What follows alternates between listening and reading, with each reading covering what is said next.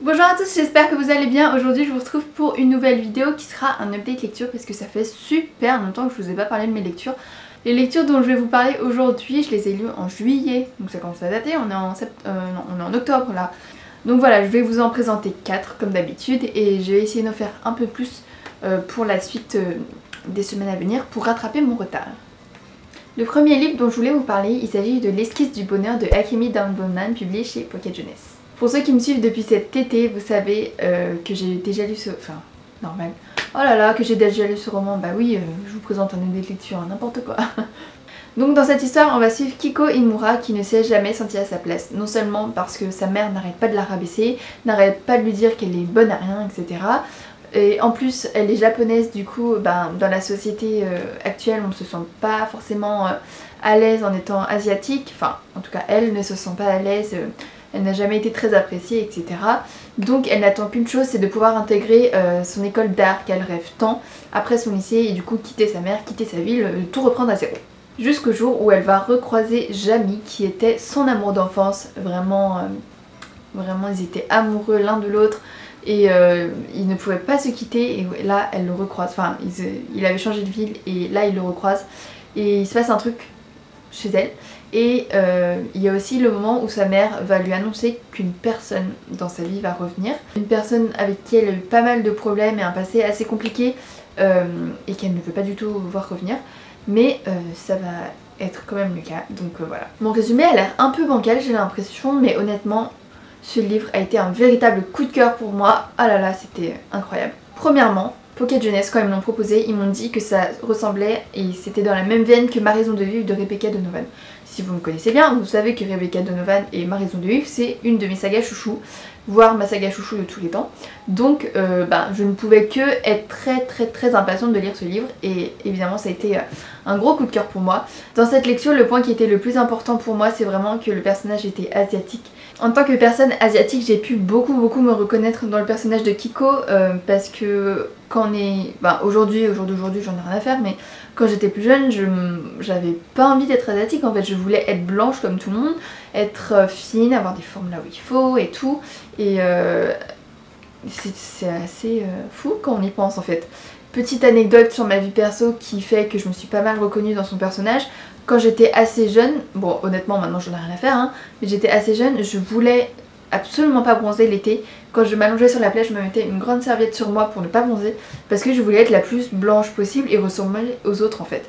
Et c'est compliqué parce que moi je bronze à une vitesse phénoménale, en 1 heure je suis noire et j'ai des traces de bronzage et je prends jamais de coups de soleil. Donc voilà, c'est assez compliqué, maintenant j'en ai rien à faire, mais c'est pour vous montrer à quel point moi j'avais...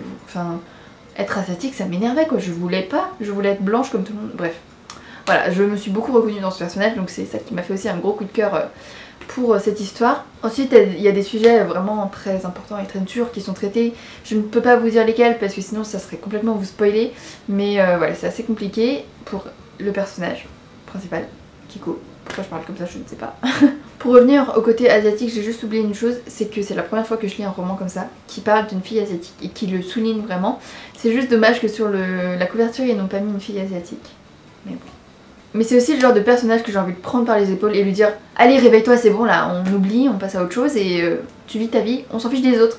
Mais je peux pas dire ça parce que j'étais exactement comme elle, j'étais ultra timide, ultra réservée, enfin encore maintenant j'ai un peu du mal, enfin moi la timidité c'est un truc affreux chez moi. Et bref voilà, j'ai vraiment adoré ce roman, c'était un gros coup de cœur. Si vous avez aimé Ma raison de vivre, vous adorerez celui-là, ça c'est sûr. Et voilà, je vous le conseille quoi, je ne peux que vous le conseiller. Ensuite j'ai lu Songe à la douceur de Clémentine Beauvais, publié chez les éditions Sarbacane. Alors là pour être honnête, j'attendais beaucoup de ce livre parce que tout le monde disait que c'était un truc incroyable, émouvant, machin.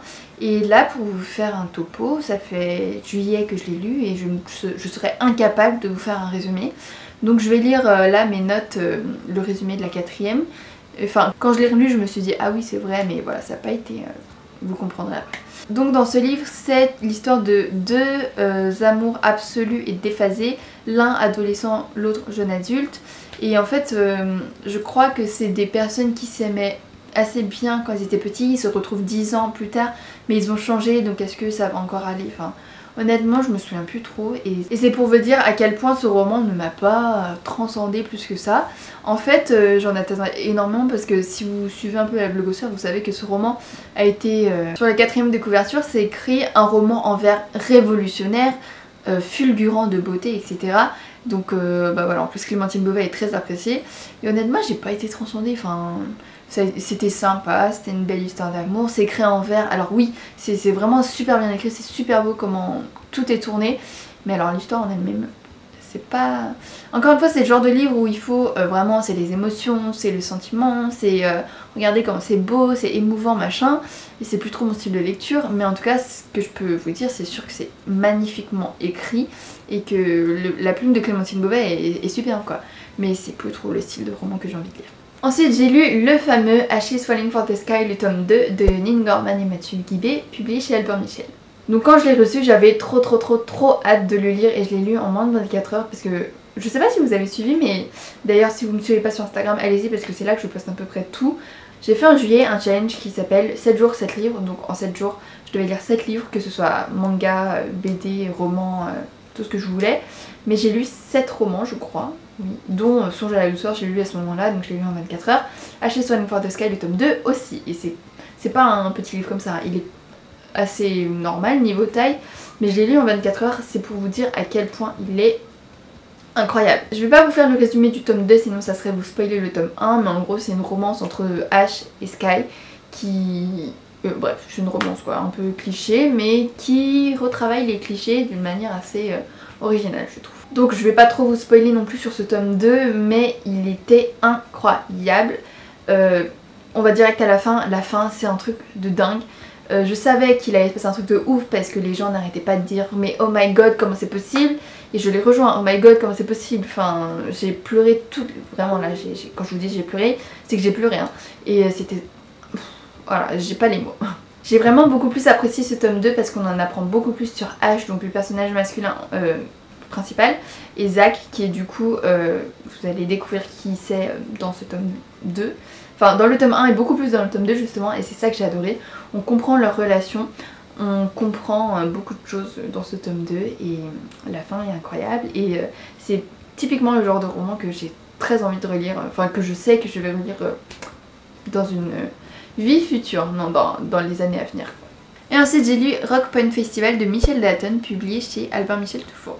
Si vous me suivez depuis une petite année, vous savez peut-être que Surf Sister de Michel Dalton, un peu dans le même style, ça a été un de mes coups de cœur de l'année 2018.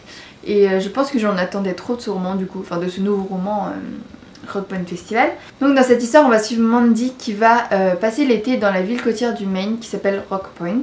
Sa meilleure amie Cynthia est partie en colonie de vacances, donc elle va être assez seule pour cet été.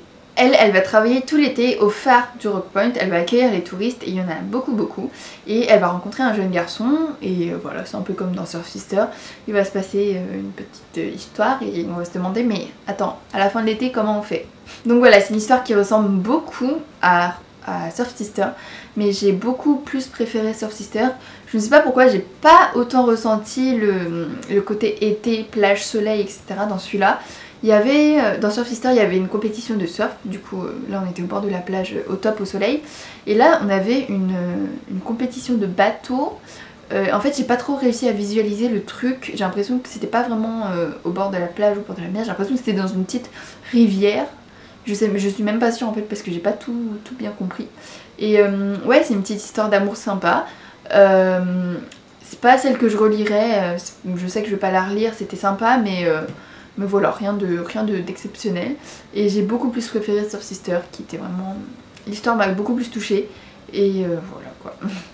Ah oui, le plus gros point négatif pour moi ce roman, mais je crois que Surf Sister c'était pareil mais ça m'avait pas plus dérangé que ça, c'est l'absence totale de chapitres. Les seuls chapitres qu'il peut y avoir c'est les sauts de ligne entre quelques paragraphes.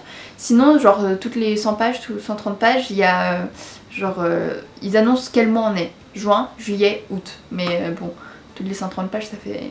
Bref, du coup c'est pas super fluide à la lecture. Ça m'a pas dérangé pour Surf Sister mais là ça m'a un peu... ouais, un peu dérangé.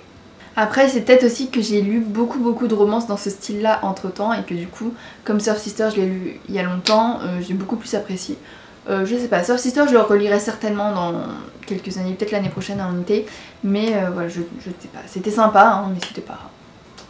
Et voilà, c'est tout pour cette vidéo, j'espère que ça vous aura plu. N'hésitez pas à me dire si vous avez lu un de ces romans, ce que vous lisez en ce moment, ça serait intéressant de savoir.